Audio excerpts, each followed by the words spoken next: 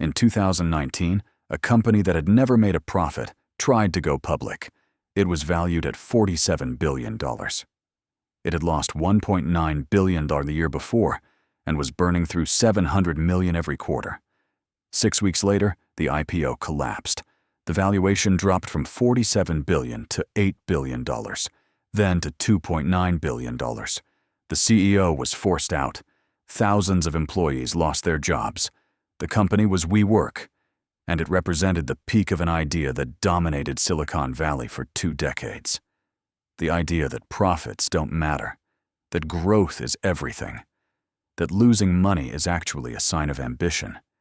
In 2019, 80% of companies going public were unprofitable, not startups, not small companies, mature companies with billions in revenue. Uber lost $8 billion in 2019. Lyft lost $2.6 billion. Peloton lost $196 million. For decades, the question was, how much profit do you make? Then suddenly, the question became, how fast are you growing? This is the story of how that happened, and what it destroyed. To understand how we got here, we need to go back to 1994. Jeff Bezos starts Amazon, an online bookstore. The company goes public in 1997. Revenue, $148 million. Profit, zero. Actually, not zero. A loss of $31 million. In 2000, the company loses $1.4 billion. Wall Street analysts say it's going bankrupt. The stock falls from $100 to $6. The company is worth less than a bookstore chain. But Bezos has a different philosophy. He tells shareholders, we're not optimizing for profits. We're optimizing for long-term growth. We're going to grow as fast as possible, capture as much market share as we can, build infrastructure, build loyalty, build moats. Profits will come later. And here's the thing. He was right. Amazon survives the dot-com crash, keeps growing. Revenue grows 20–40% every year. The company still isn't profitable, but it's becoming essential. By 2004, Amazon has $6.9 billion in revenue. Profit, $588 million. Not much for a $7 billion revenue company, but it's positive, and Wall Street loves it. Then Amazon does something brilliant. Every time they start making money in one category, they invest it into a new one. Books become profitable. Launch electronics. Electronics work. Launch AWS. AWS grows. Launch video streaming. They're always unprofitable in aggregate, but it's by choice. They're choosing growth over profits, and the stock keeps going up. From 2000 to 2020, Amazon stock goes up 30,000%. That's not a typo, 30,000%. If you invested $10,000 in 2000, you'd have $3 million by 2020. And here's what Silicon Valley learned. Profits don't matter if you're growing. Suddenly, every pitch deck is about growth. Monthly active users, customer acquisition cost, lifetime value, market penetration, total addressable market. Nobody's asking, when will you be profitable? The question is, how fast can you grow? And investors have an answer for the profit question. We'll figure out monetization later. Network effects will kick in. Unit economics will improve at scale. Then in 2017, something accelerates this trend. Masayoshi Son launches the SoftBank Vision Fund, $100 billion, the largest venture capital fund in history. And Son has a philosophy. Give founders so much money they can dominate their market completely. Overwhelm competitors with capital. Grow faster than anyone thought possible. He invests $7.7 billion in WeWork, $11 billion in Uber, $2.5 billion in DoorDash, $2.25 billion in Compass, billions more in dozens of companies. The strategy is simple. Raise more money than your competitors. Spend it faster. Grow bigger. Win the market. Worry about profits never. This works great. Until it doesn't. Meet Adam Neumann. He's charismatic. He's ambitious. And in 2010, he founds WeWork. The pitch is simple. Rent office buildings, redesign them as beautiful co-working spaces. Rent desks to freelancers and startups. It's arbitrage. Buy wholesale, sell retail. But Neumann sells a bigger vision. WeWork isn't a real estate company. It's a community company. It's elevating the world's consciousness. It's creating a generation of conscious leaders. It's renting desks. But Neumann convinces investors it's revolutionary. 2014. WeWork is valued at $5 billion. 2017, $20 billion. 2019, $47 billion. At $47 billion, WeWork is worth more than all of Boston Properties, all of Marriott International, more than most REITs combined, for renting desks. But they're growing incredibly fast, opening locations in dozens of cities, 300 locations worldwide, 500,000 members, revenue growing 100% year over year. Investors love it. SoftBank leads a $4.4 billion round in 2017, then $3 billion more in 2018. Masayoshi Son tells Neumann, "You're not thinking big enough. Don't open 50 locations a year. Open 200. Here's the problem. WeWork signs 10 to 15-year leases, then rents space by the month. They have long-term commitments, but short-term revenue. When times are good, this is fine. When times are bad, this is catastrophic. You're locked into paying rent, but your customers can leave any time." In 2018, WeWork has $1.8 billion in revenue and loses $1.9 billion. They lose more money than they make. In 2019, revenue is $3.5 billion.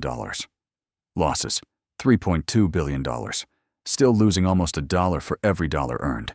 Meanwhile, Adam Neumann is buying properties and leasing them back to WeWork. Charging WeWork $5.9 million for the trademark We, flying on a private Gulfstream jet, buying $80 million in homes. He cashed out $700 million in stock before the IPO, while employees were told their options would make them rich. In August 2019, WeWork files to go public. They need the money. They're burning $700 million every quarter. They have about 12 months of runway left. The S-1 filing is released. Investors start reading, and they see mounting losses, questionable governance, related party transactions. Adam Neumann has special voting shares giving him complete control. The company's mission is to elevate the world's consciousness. Wall Street is not impressed. Bloomberg calls it toxic. The Wall Street Journal questions the valuation. Analysts start asking, what's the path to profitability? And there isn't one. The IPO is supposed to happen at $47 billion. Then they lower expectations to $30 billion.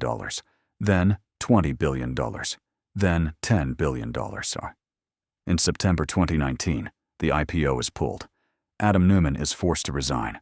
The valuation drops to $8 billion.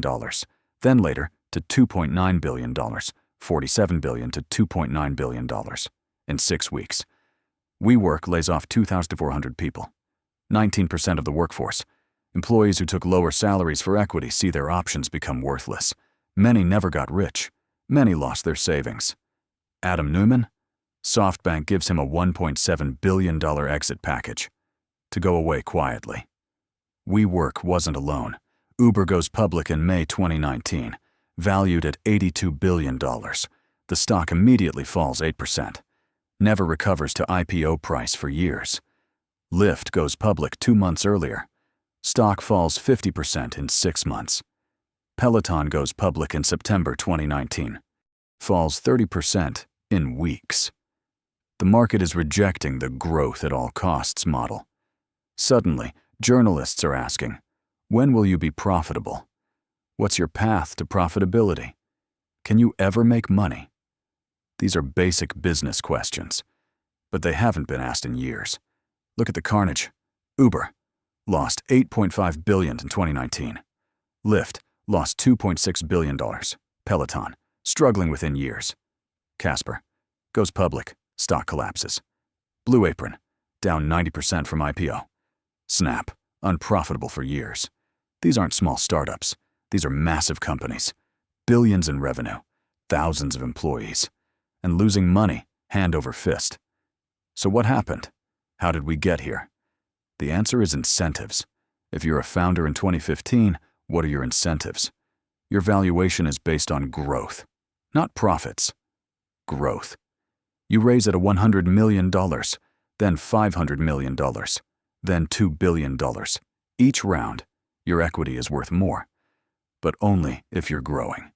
If you slow down to focus on profitability, growth slows. If growth slows, your next valuation is lower. If the valuation is lower, you're moving backward. So you don't focus on profitability, you focus on growth. What about the VCs? They have the same incentives. They make money when you grow, when you raise at higher valuations, when you IPO or get acquired. They don't make money from your profits. They make money from your growth.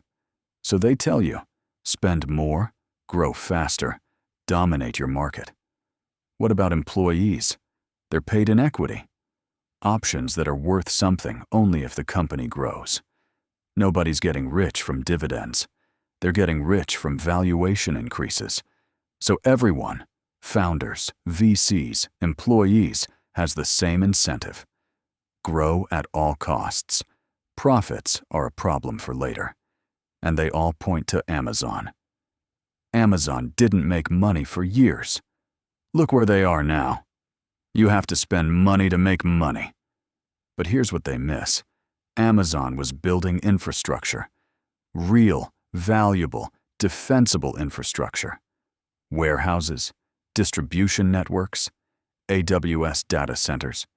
They were losing money because they were investing in assets. WeWork was spending money on marketing, customer acquisition, subsidizing rents, Newman's lifestyle. Uber was spending money on subsidizing rides, undercutting competitors, paying drivers more than rides, cost. That's not investing in infrastructure. That's just losing money. And the unit economics never improved. That's the promise of scale. We'll lose money now, but at scale, we'll be profitable. But for many companies, scale just meant losing more money, faster. Uber didn't become profitable per ride at scale. They just did more money losing rides. That's not a business model. That's a subsidy machine. Then COVID hits, and everything changes overnight. Nobody wants co-working spaces anymore. WeWork's entire model collapses. Companies cancel memberships. But WeWork still owes rent. On 300 locations, for 10 to 15 years each. By 2023, WeWork files for bankruptcy. Again, the company that was worth $47 billion, bankrupt. But it's not just WeWork. The entire profits-optional era is ending. Meta lays off 11,000 people. Amazon lays off 10,000. Google lays off 12,000. Twitter cuts 80% of staff. Stripe lays off 14%. DoorDash, Lyft, Snap, Salesforce, all cutting. Suddenly, profitability matters again. Investors start asking, show me the profits. Show me positive unit economics. Show me a path to sustainability. All the questions they should have asked 10 years ago. SoftBank Vision Fund loses $50 billion in 2022. Masayoshi Son apologizes to shareholders. Says he got carried away, $50 billion carried away. So what do we learn from this? First, growth without profits is called something. It's called a hobby. You can grow fast by giving away dollar bills for 90 cents. That's not innovation. That's just arithmetic. And the arithmetic eventually catches up. Second, Amazon is not a template for most businesses. Amazon was building real infrastructure, network effects that got stronger over time, a flywheel that actually worked. WeWork was signing long-term leases and hoping for the best. That's not the same thing. Most businesses that copy the Amazon model are actually copying the losses, not the strategy. Third, incentives explain everything. When everyone in the system profits from growth, not profitability, you get growth without profitability. Founders get rich on valuation markups. VCs get fees on bigger rounds.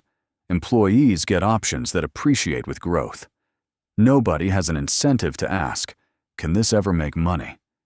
Because asking that question slows growth, and slowing growth hurts everyone, until it doesn't, until growth stops. And then everyone realizes there's no business underneath. Fourth, real businesses make money, eventually. Not in year 20, not in year 15. There's a difference between investing in growth and losing money on every transaction. If you lose money per customer, and scale just means more customers, you're not investing in growth. You're scaling losses. The market has learned this lesson, the hard way. Billions of dollars in losses, hundreds of thousands of jobs, entire companies disappeared. Now the questions are, what's your gross margin? What's your customer acquisition cost? When will you be cash flow positive? What's your burn rate? All the boring, basic business questions, the ones that got ignored for a decade. And here's what's interesting. The companies that actually focused on profitability, many of them did fine. Zoom was profitable before its IPO. Shopify focused on sustainable growth. Datadog, CrowdStrike, Cloudflare, all profitable or near profitable. They grew slower, but they survived. And in the long run, survival beats growth. Look, there's nothing wrong with losing money early. Real businesses invest in infrastructure, in R&D, in building something sustainable. But there's a difference between investment and subsidy, between building infrastructure and just burning cash, between Amazon in 2000 and WeWork in 2019. For a decade, Silicon Valley forgot that difference, convinced itself that profits were optional, that growth was everything, that the old rules didn't apply. The old rules still apply. Revenue minus costs equals profit. If that number is negative year after year after year, you don't have a business. You have a bet. And bets sometimes don't pay off, especially when you're betting $47 billion. The day profits became optional, it turned out they never were.